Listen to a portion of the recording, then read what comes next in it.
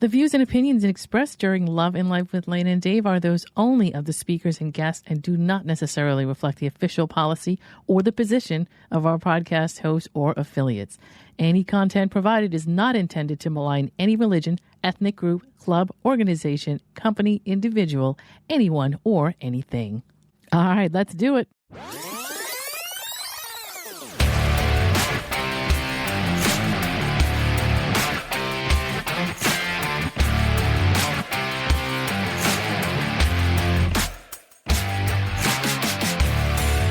You're listening to Love and Life with Lana and Dave, the podcast where logic is power and you take control.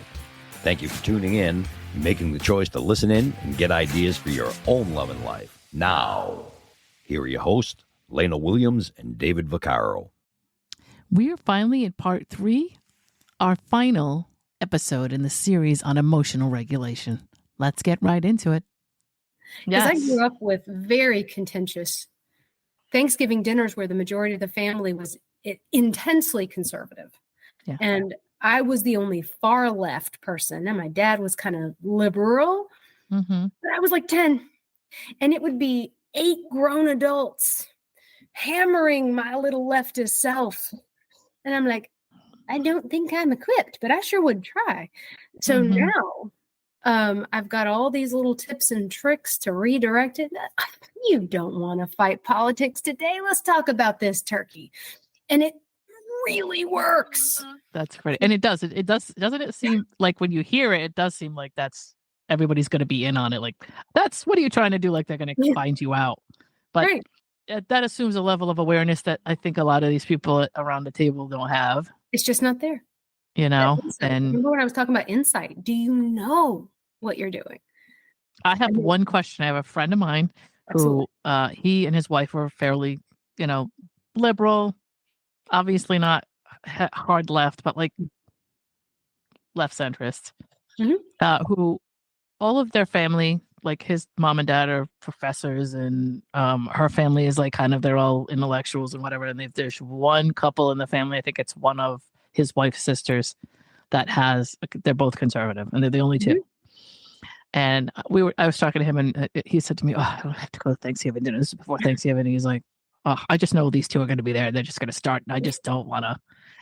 And I was like, how does it work when like the entire family is really kind of pretty much the same? And these two are like, they just want, like, they will come out and try to bait us into a debate. And we're just like, sort of, none of us want to be bothered. We just want to have fun or whatever.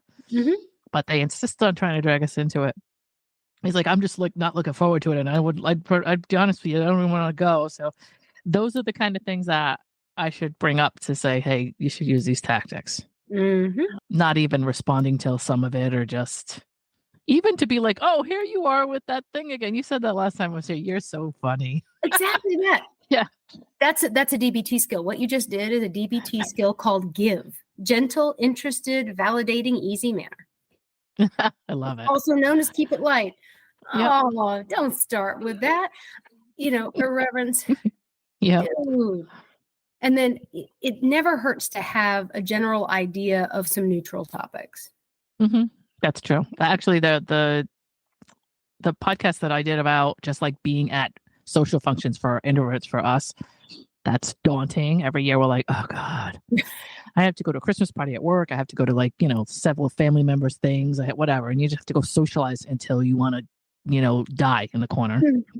Some tactics and things like that are not a bad idea to fall back on, to say, here's some things you can do to kind of like either give yourself 5 minutes of break, things that get you out of the room, things that give you a time to kind of leave and come back, little tactics, even stuff like, oh, I'm on a phone call, which is totally, it's deceptive, but it works. Or just doing things like going and helping with the dishes and things in the kitchen because nobody wants to be there. And if you are a moving target, nobody's going to talk to you, especially when you might give them something to do.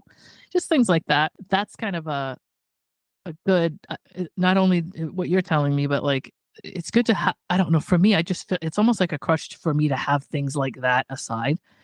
And also in that podcast, and that came from our people, our I pulled them at one time to say, what do you do to get through this stuff, and compiled it into a list. And one of the things they said was to have a cue card almost, or something. It doesn't have to be a cue card. Everybody's got like a notepad on their phone now or whatever, where you just have 3 or 4 things to discuss so that you're not strapped for topic. Yeah. Because if somebody comes up and starts talking to you and you're an introvert, like you're like, oh God, like, what do I say? I don't know. So you just have like some general things that you can bring up. Even stuff like, so how you doing? Or just stuff like questions that you would ask to get them talking so you don't have to say anything. It's my favorite thing to do. So like this couple, right? This guy has this couple, and they have all this stuff, and they probably share their opinions a lot. But in the side of it, you'll hear something like maybe they're redesigning the kitchen, and you'll say, hey, Bill, you were redesigning the kitchen. How is that going? And then you just sit back. Yes. And they will tell you everything, and you go, wow. So the marble countertops didn't come in. What are you going to do instead? And then, blah, blah, blah. Then you said, there's no politics. There's nothing contentious. They're just telling you. And don't this is a tip from me. Throw a couple of "that's crazy" in there. They love that. Oh, that's wild. That's crazy. Really? What? The contractor didn't call you back? That's crazy. And there's that emotion stimulation that they're looking for, by the way. That's true. That's true. Oh, it's like info dumping, or that somebody gets into. And don't get me wrong, I love info dumping. I just don't like it randomly. There are people who will just go up to you and just start telling you that you don't know, or that you do know, but like they, in the most inopportune time, they start telling you about, hey, did you know that there was did you know that in string theory, blah, blah, blah. And you're like, this is really great, but like, I'm on a phone call or I'm doing something. I would love to hear this, but like, this is like a really weird time for me to bring it up. But I think that's what, in a way, info dumping probably does. I don't know. It's a stimulant to them to some degree, which is cool. Yeah. So I wonder if that's the same effect as somebody that you're just asking their question about. Hey, you told us about something. And people do, and I'm not trying to be rude or insulting to people, but most people, I think, want to just talk about themselves. They just want to talk to you about something that they're. So when people say to you, "Hey, how are you?" Really, they want to be asked that. That's how I feel. Mm-hmm. It's probably not true, or all the time. I'm sure there are people who really want to know how you're doing, but I think in passing, people kind of like to be asked that. Oh, do you want to? I have stuff on this. Oh, okay. I love it. Tell me. Dog butt sniffing. Mm-hmm. So if people ask me, how are you? In our culture, that isn't a question. It's just, it's like when you go to the dog park and you let your dog in, all the other dogs come and sniff your dog's butt. And if your dog is cool with that and sniffs the other butts, then they're friends. Mm-hmm. So if someone says, hey, how are you? And you go, fine, how are you? You haven't done anything with meaning. You've established that you are willing to follow social convention. Which I hate. I hate this. Right, but you're signaling. Right. Yeah. So having the ability to signal social safety is crazy, because really anytime human beings are together, what they're trying to do is establish connection. And the way we do that sometimes can be so incredible. So like that couple, surely they feel alone. They feel, probably, if they were able to admit it, nervous being in this gathering of people who clearly have differing opinions. Right. And so they're establishing connection by starting arguments, but it's still connection. It seems so counterproductive, but yeah, I guess I know what you mean. It's like, we're here and we're part of this and whatever. And you're not gonna, I guess that makes sense. It's bananas, but when you don't have a better way to establish connection and relationship, you flail at what you've got. Think about little kids who get ignored by their parents. What do? Well, they start acting out. They start acting a fool, because even angry interaction, and then they grow up, and then all attention's good attention for some people. Definitely. I get it. So I'm sorry. I didn't mean to cut you off. No, I was going to say, all they know is angry. Yeah. Attention. And so they have to relearn other things in order to get what they want. I mean, I feel like I feel like my interaction, I know I should have said that, with people is like informational all the time. That's just like the way don't get me wrong. I'm not trying to say everybody should interact the way I want to, or am I? No. But like, if you come and say, "Hi, how you doing? What's going on? What's up? What's up?" I'm gonna eventually go, "Hey, okay, you're approaching me. What can I do for you?" I'm all ready to take your information. I'm all ready to give you some information, and I can talk to you all day after I know like kind of what the point of the conversation is. But people get stuck with me like, "Oh, I'm sorry, am I bothering you?" No, you're not bothering me. Just like I was minding my own business over here. You came and you tapped me on the shoulder and said, "Hey, how you doing?" And I said, "Good, you?" And you said, "Yeah, what's up? What's going on? What have you been doing?" And I'm like, and if I don't know you, like if I have friends that I've been friends with for 30 years and they ask me how I'm doing, I know they want to know how I'm doing. Mm-hmm. But somebody then passing, I'm kind of like, can we get to what this is about? That's my thing. Can we get to what this is about? Signaling safety is making sure that both people have the same goal in a conversation. Yeah, I agree. Yeah, but nobody else likes that. Everybody else wants to be they just want it to go where it goes, and they want to tell me when they're ready to tell me. Well, and they want to feel at each other. Yeah. They establish I don't. I don't want to feel. Yeah, I know what you mean. Yeah. Yeah. So it's just neat to watch people because all of my clients, every single person I work with has disrupted attachment. Okay. Because that's my population. Right. So we're talking about. Can you just give me a disrupted attachment explanation just so. Sure. For people listening. Secure attachment is what we want, which is I know how to interact with people. I can feel in my body comfort and calm and connection, which would be a ventral vagal state. Remember, we talked about dorsal vagal, which is that whole dissociative shutdown state. But we're trying to hit this ventral vagal.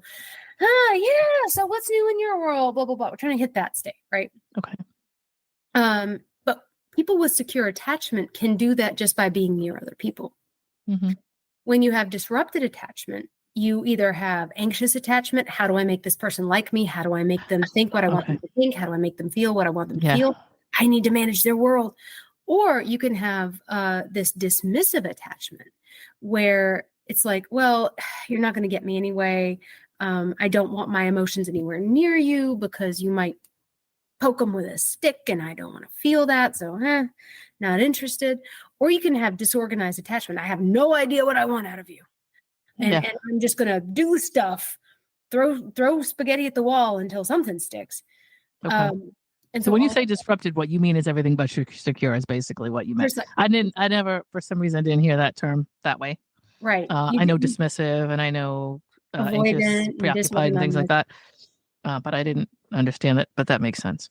So never mind. I didn't know if there was something that people weren't going to be able to follow, but that makes probably sense. I do that a lot. It's okay. But yeah, I'm a dismissive avoidant, and I'm not trying to say that it's great, but I'm not going to lie about it. I'm pretty open about it. Yeah. And so I understand that, like, it's almost exhausting at the beginning of any interaction for me, where I'm just like, if I don't talk to you at all, it's just going to be way easier for me to go about my day.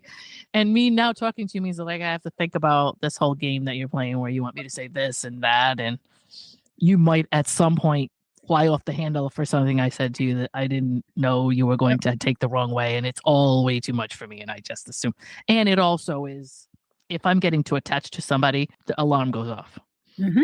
Where there's a point in time where we call it, at least within the dismissive groups of people, we call it a disassociation, where we will actually say, hey, I think I need like 3 to 5 days where I don't even talk to you at all because I don't know what's going on here. I'm losing myself. So I need to go do that over there. I'm not going to tell you I need that time, though, because then I have to talk to you and then you have to argue with me about it. And I don't like that. So most of us just check out. And the other person's like, what happened? I don't know. Yeah. Do you hear the regulation questions in that? Yes. Yeah. Now that I say it. Yeah. And as I listen to you, I'm like, yeah, there it is. There's the regulation issue.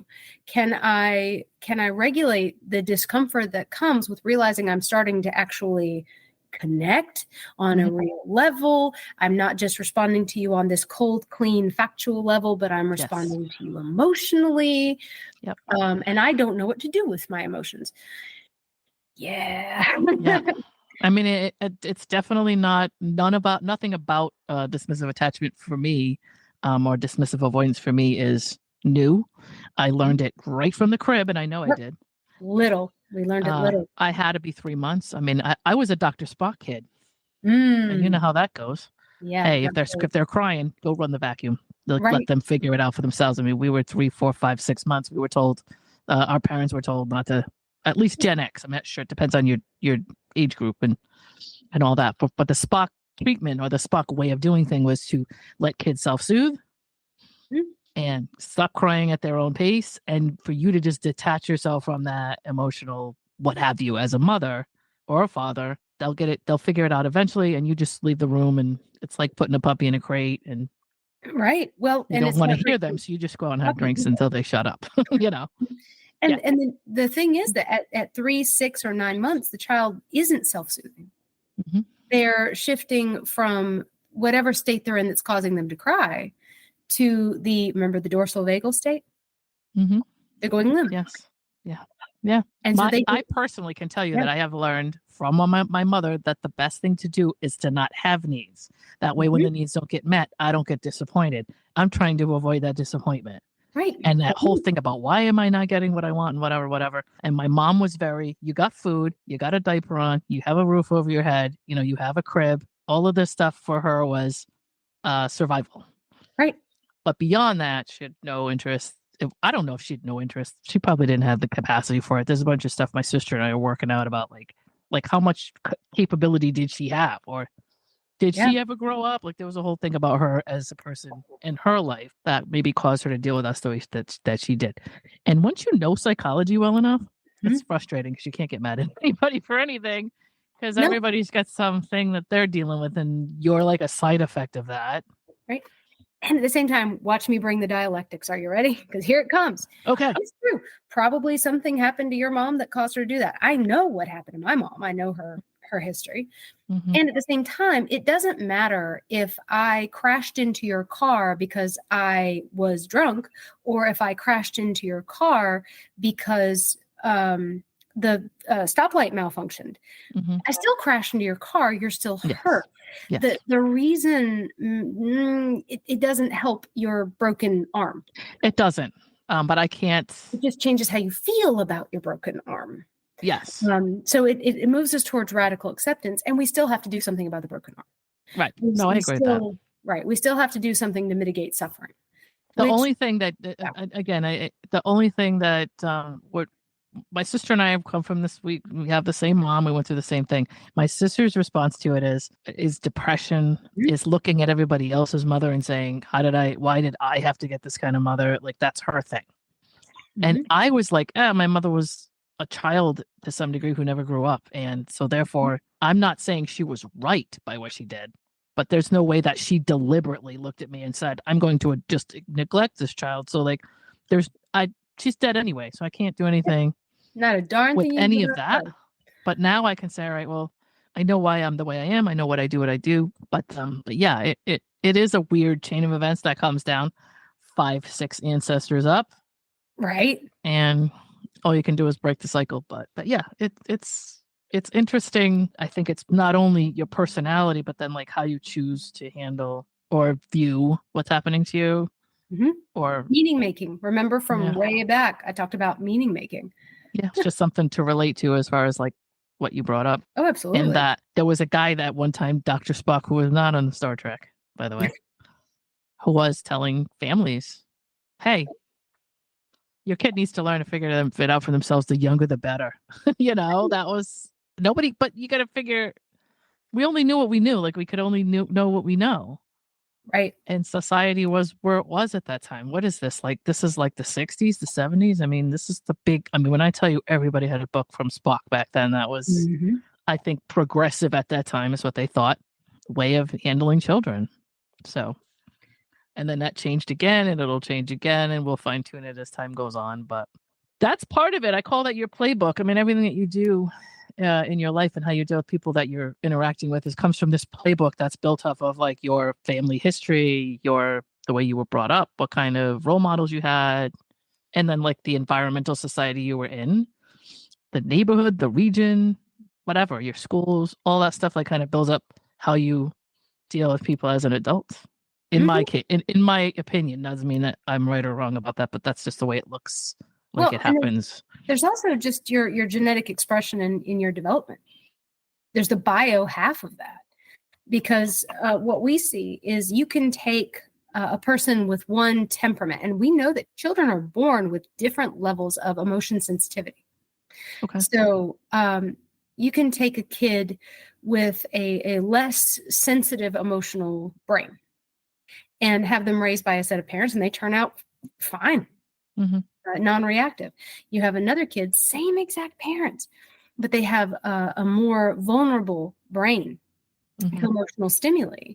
And that person will develop borderline and end up in my office. Wow. And that's when we say biosocial, because it's the interactions that matter. It's the, the metaphor I use, and we're getting at 5'10". Wow. But the metaphor I use is, let's say that you and I go to the beach, right? Because I'm looking at you, you have naturally tanned skin, and I reflect light in a terrifying way. So we spend an hour on the beach. I get a sunburn, you don't.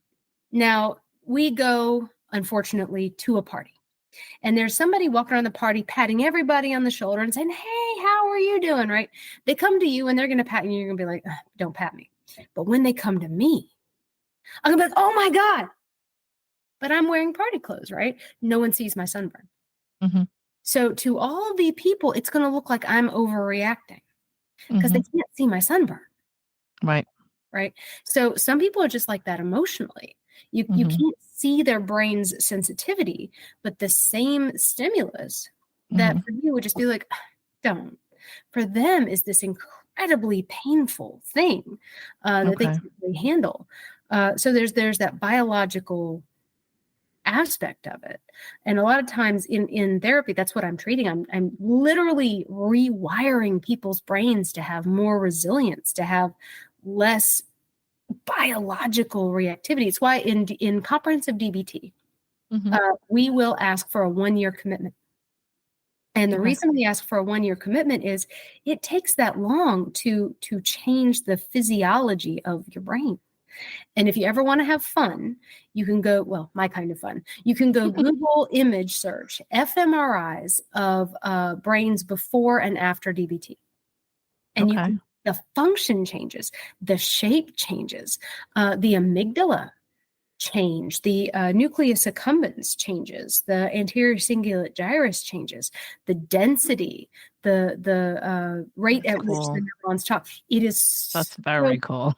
It is so yes, I'm going to go look this up, and she already loves it. And everybody, hopefully somebody that's listening is like, that sounds cool to me, but going to be doing this. Like, I think I'm going to dedicate an hour tonight to looking at this stuff because I'm into stuff like that. I think that's amazing. That's crazy. And you can see it showing up, like, and it's that much of a difference. I mean, it sounds like there's a huge shift. There is. Oh, that's pretty cool. The question I had while you were talking was, and I don't think that you guys think of it in these terms, right? But like, what is really, and this rolls me back to the Columbine kid. What way is the right way to be raised where you're okay? Like, it's almost a crapshoot, right? Because you can have the best parents in the world and still, to a degree, well, so there are some things that we know consistently turn out healthier adults. And, then we have to go into the whole mess of what's healthy. Right. But the brain likes to be at rest, right? It's looking for relief. I'll often say relief is the biggest cookie, right? Humans will do anything for relief, like anything. Yeah. So if we think about a brain that is able to access a calm, curious, kind of confident, competent state, that's how we define a healthy brain, right? It can hit homeostasis and chill. Nice. Parenting that models that, parenting that establishes safe connection in whatever way that is done will lead to that.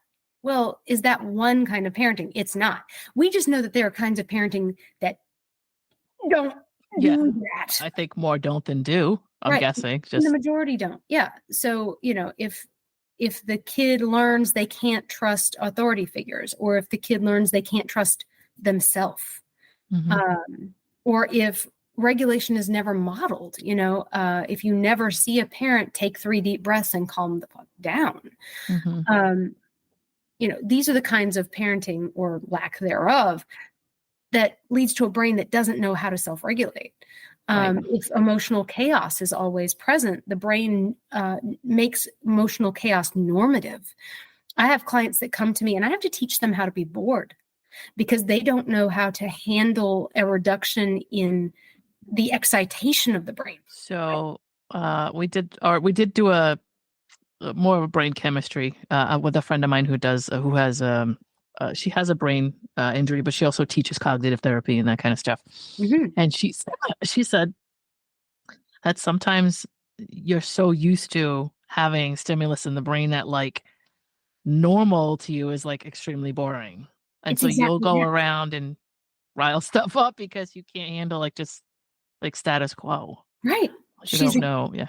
She's exactly cool. right. Yeah. So, these are the things that don't work. So within that, other stuff works tolerably well. Mhm. There's another quote, and I can't remember who said it, but they basically said, we've never seen a sane human being. Yeah. Between the effects of the home, the effects of the environment, we've never seen somebody who's truly just well-adjusted and well-parented. That's what I was thinking. Like, Has this is that lovely possible? Is that like something that there's so many factors of like things that could, even if it looks like somebody's coming from, and just because somebody's living in the right house, in the right neighborhood, and the parents have the right jobs and have the right backgrounds and all that, there's all this stuff that like still could go wrong. And it doesn't even have, I think that hopefully we're moving into a society that understands that the visual aspect of it is like not the least of it. The way it looks from the outside or the way that people portray themselves to be. And then you also never know what people are doing behind closed doors. You just never know. Like, it's like crazy. Unfortunately, I get to know. Yeah. One of the hardest parts of being a therapist is how much I get to know about what goes on. So like we know that attachment parenting that is authoritative, there are rules. There are absolutely guardrails. Mm-hmm. And those are made very clear to kids. Mm-hmm. But within the space between the guardrails, the kid has freedom to move and make mistakes and recover from mistakes. Mm-hmm. We do know that kind of parenting leads to a healthier brain, less vulnerable to mental illness, less vulnerable to trauma. Also, way less autoimmune disease. Oh, well, that's got to be ACEs related, right? It is ACEs related, right? So, a system that is not overstimulated growing up, that's not neglected, it doesn't tend to turn against itself. Okay. And I'm only bringing, I should bring up what an ACE score is. Oh, yes. And I don't really even know if I know it as well as I should. You probably have a way better definition than me. So maybe I should let you. Yeah. It's how many things are going on in your house that I think that cause a disruption. A person who comes home every night and may or may not beat their kids, and their kids have to be on that hyper vigilant state of somebody, are they going to get their asses kicked as somebody dealing with an alcoholic parent?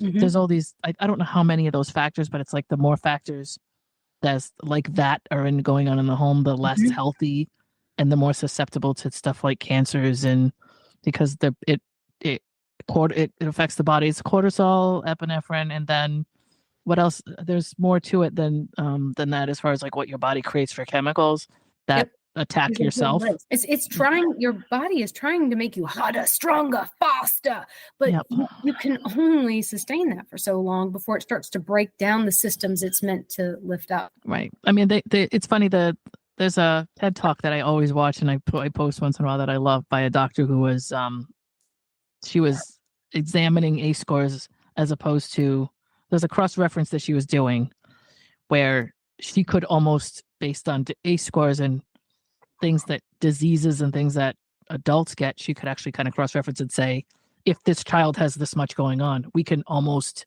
treat previous to something happening, or we could expect, or, it wasn't like a crapshoot. They knew. Right. So percentage of disease, 2 or more ACEs, and you're more vulnerable to autoimmune disease. Substance abuse. It's almost a 1-to-1 with scores and substance abuse. Right. That's crazy. Yeah. And But she said your body does that fight or flight thing.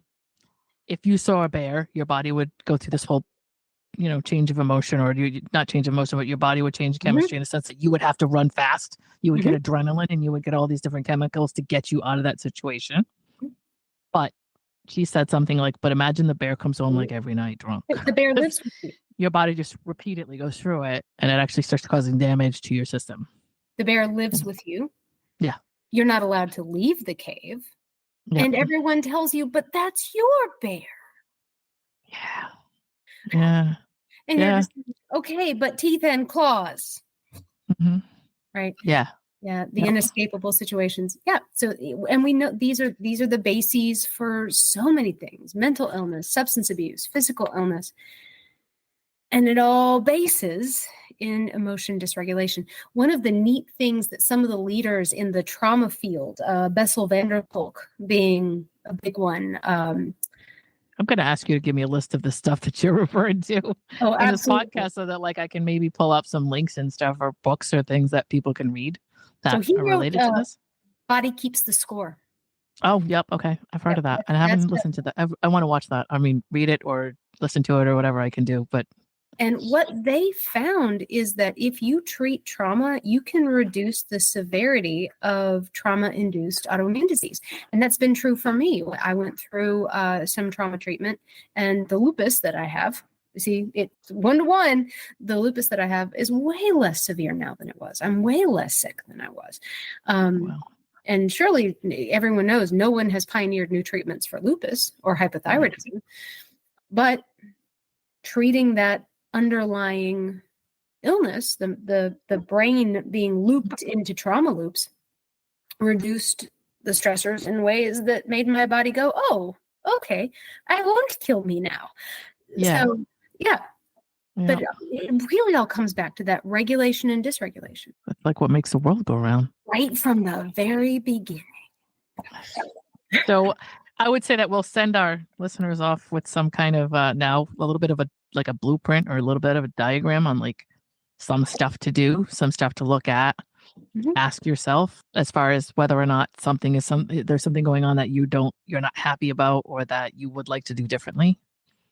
If you're at a stage where you know that you emotionally react too much, but there should be a wealth of knowledge in this podcast. Let's see. And I love it when I learn. And so I walked away learning all kinds of stuff too. That's major for me. I know most people don't care, but it's did I learn something today? Because I can't go to bed if I didn't learn something. Right. But every day without fail. You feel stultified. If you get that brain tingle. My brain craves it. It really does. I feel really, I don't think they'll ever not learn something every day, because it's I'm way too busy researching too many things. So there's always something that I find, but I love that. That's one of my goals every day, is to learn some new things. I sent you over the link today of the YouTube of the city in Louisiana. That was the thing I learned. You know? So it's always something. So Melissa, it was very nice talking to you. Oh, this is super fun. This was really awesome. This is definitely going to be a 12-part episode. Because it was long. No, I think we went, but how long did when did we start? 2 hours almost. 1 hour and 45 minutes. But what might be fun for follow-up episodes is if your listeners have questions, if they have scenarios. I love working off scenarios. Okay. Definitely. Can be a lot of fun. So it's Lana and Dave, or www.lanandave.com. That's our website. And then you can reach us on Instagram or Facebook or anywhere from there to ask questions. You can send over emails or messages, or you have an 800 number actually that you can call. It doesn't get used very often, but it's definitely a good thing to do if you want to call and ask a question outright, be anonymous, whatever you want to do. And then we go from there. And I can actually put up, I can send those Teresa to look at, and if she has a quick answer, I can so you can follow anything that she might have for some good information. Absolutely. And that's it. Yay, that was fun. Hey, you just listened to Love and Life with Lana and Dave. Thanks for joining us, and we hope you enjoyed it. If you did, please share the podcast, leave us a comment or review, and don't forget to subscribe so you don't miss any new content. We'll see you soon.